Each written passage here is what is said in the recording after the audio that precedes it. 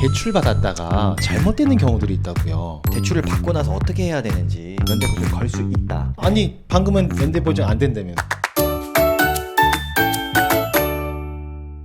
자, 사장님들의 든든한 백과사전과 같은 시선 파트너지의 최현진 이사님 모시고 사장님들에게 도움이 되는 이야기 나눠보고 있습니다.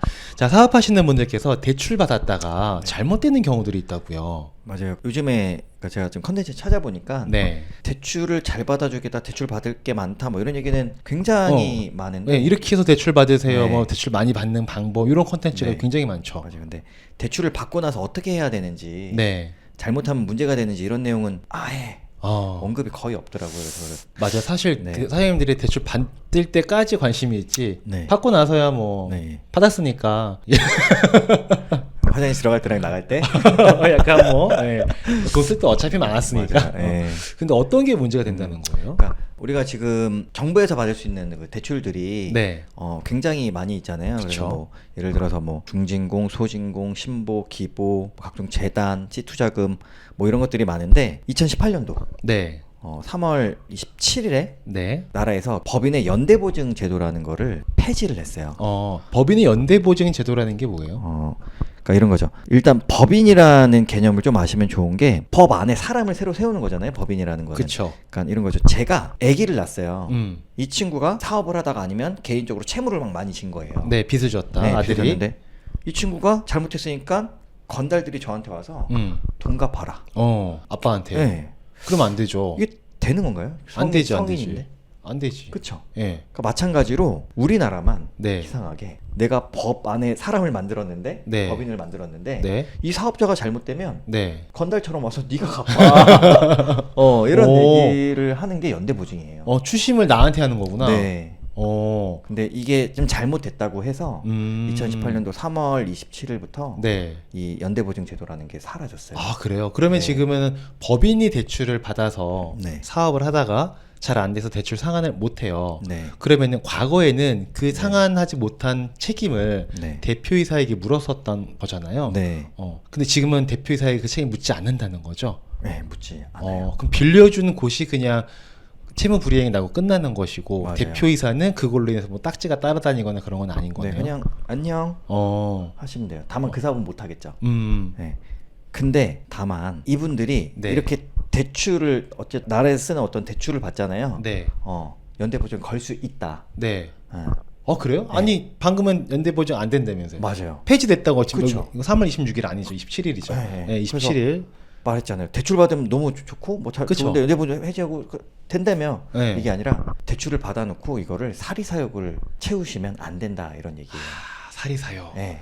사리사욕. 네. 사리사욕 참 안 좋은 거지. 그렇죠. 예를 들어 이런 건가요? 막 대출을 A라는 목적으로 대출을 받았어요. 네. 근데 이걸 막 B라는 목적으로 쓰는 거예요. 그렇죠. 뭐 이런 거죠. 혹시라도 이런 거죠. 뭐 내가 회사에다가 회사가 돈이 없으니까 빌려줬어요. 네. 가수금이라고 하잖아요. 대표가 빌려주는 네. 거죠. 회사에. 회사에다가 네. 빌려줬는데 대출을 받은 다음에 네. 그 돈을 바로 가져가요.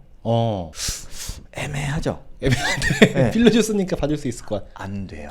하면 안 되는 거예요, 그게? 네, 안 돼요. 그게 뭐 대출 약정서 같은 거에 네. 써 있나요? 그래서 이 내용을 책임경영 이행 점검이라고 하는데 우리가 이런 대출을 받을 때 네. 대표님은 사실 이 부분을 다 사인을 하세요. 그래서 내가 이 대출을 받으면 네. 이러한 용도로만 쓰겠습니다. 사업의 용도로만 쓰겠습니다. 라는 내용이 명시가 되어 있고 네. 그렇게 쓰는데 어. 대출 나올 때 신나잖아요. 기분 좋죠. 네. 사인 해보셨나요? 엄청 많던데? 네, 많잖아요. 언제 네. 잘 읽어요? 이름 다 사인, 못 이름 읽죠. 사인, 네. 이름 사인, 이름 네, 맞아요. 못 보죠. 그 안에 다 써 있구나. 모르시죠. 이 대출을 이렇게 받으면 이 돈은 여기에 대해만 써야 됩니다. 동의하십니까? 아, 네, 저 동의합니다. 다 사인을 했다는 네. 거죠. 네. 근데 그걸 가수금을 갚아버리는. 맞아요. 심지어는 이렇게 쓰시면 우리 건달처럼 다시 너 죽일 거야. 너 따라가도 돈 받아낼 거야. 연대보증 걸 거야. 아니면 바로 상환할 거야가 명시가 되어 있는데 이것들을 다 놓치시는 거예요. 그렇구나. 네. 사실 우리가 대출이라는 게 받기 전까지는 엄청나게 많이 알아보고 노력하고 하잖아요. 네. 받고 나면 네. 그 돈 여기다가 급한데 빨리빨리 쓰고 자금 네. 집행하다 보면 대출 관리? 그냥 이자만 잘 내면 되지 않나? 그쵸. 보통 이 생각을 많이 하시지. 네. 내가 이걸로는 뭘 하면 안 되고 뭘 하면 안 되고 그런 것도 있다면서요. 대출 받은 다음에 지분도 변경되면 안 되고 뭐 이런 것도 있는 것 같던데. 예를 들어서 뭐 내가 자녀한테 네. 뭐 지분을 뭐 5%씩 나눠주고, 네. 그러니까 자녀한테 증여를 한 다음에 자녀가 제 지분을 사는 거죠. 뭐 이런 네. 식으로 하는 경우들도 많고, 네. 아니면 이제 뭐 회사에 가지급금이 있던 거를 뭐 처리하기 위해서 네. 뭐 배우자한테 증여하고 이런 거 한참 유행이었잖아요. 네. 그런 것들을 뭐 처리하고 이런 것들이 모두 다 사회 행위로 들어가기 때문에 그런 것들을 절대 하시면 안 됩니다. 심지어는 네. 우리가 대출 받으면 이걸로 사업용 부동산 사면 안 되나요? 사도 되지 않나? 안 돼요. 안 부동산은 돼요? 안 되게 돼 있어요. 아, 그래요? 부동산 하려면 부동산 대출을 또 별도로 받으셔야 돼요. 아. 이 대출의 종류가 조금 다르거든요. 네네. 안 된다고 명시가 되어 있어요. 그 대출의 용도에 맞게만 꼭 사용을 해야 되는 거네요. 맞습니다. 아, 그렇네요. 네. 신발은 발로만 신어야지. 그렇죠. 혼자 뭐 재밌겠다고 신발 손에다 끼고 뭐 장갑처럼 이러면 그렇죠. 그걸로 뭐 닦고 있으면 바로 안 되는 거지. 네. 그치. 네, 네. 아, 무섭네요. 네. 근데 대부분 사장님들이 이 신경 많이 못 쓰실 것 같아요. 네, 맞아요. 네. 그러니까 이게 처음 실행했을 때는 더 했고 음. 지금은 그래도 조금 기간이 지나서 잘들 맞추시는데 네. 그래도 제대로 다 못 읽어보시고 정보가 없다 보니까 네. 문제가 되는 경우가 많아서 네. 근데 이 문제가 그냥 뭐 잘못했습니다 하면 끝나면 되는데 그게 아니라 야, 너 잘못했잖아. 돈 다 내놔. 그러니까 반성문 한 장으로 끝나는 게 아니고 아니에요. 퇴학당하는 거예요, 거의. 그럼요. 그러니까 이거요. 지금 뭐 나라에서 자금 받으면 네. 한 두세 달 후에 이게 날라오거든요. 네, 증빙해달라고 한 6개월 후에 날라올 수도 있고. 증빙해달라고 네. 요구가 와요? 네, 옵니다. 근데 한 10억 대출 받은 거예요. 네. 네. 센터장님 혹시 저 10억 빌려줄 수 있으세요? 내가 10억이 어딨습니까? 전 1,000만 원도 없어요. 그 큰 돈이 어디 있어요? 다 맞아요. 어딘가에서 맞아요. 되고 당장 없죠. 네, 사업하시는 분 특히나 네. 무언가 다 어쨌든 사업의 용도로 많이 쓰시고 일부가 아마 그렇게 됐을 텐데 네. 일부가 그렇다고 하더라도 음. 다 갚아. 되게 위험하네요. 네. 무서운 잘 지켜야 되는 거네. 네, 심지어는 너가 여기 사인했잖아. 하긴 했지. 사실 네. 내가 어떤 내용 정확하게 모르고 사인하긴 했지만 맞아요. 어떻게 다 알고 봐요, 그걸. 맞습니다. 네, 한테 사인을 하긴 했죠. 네. 네. 그래서 뭐 나와 있지만 이게 되게 웃긴 거예요. 그러니까 신보가 아니면 기관이 판단한 경우 내가 생각했을 때 또 안 되는 거야. 주관적이네요. 네. 명확하게 네. 딱딱딱 이렇게 나와 있는 게 아니고. 네.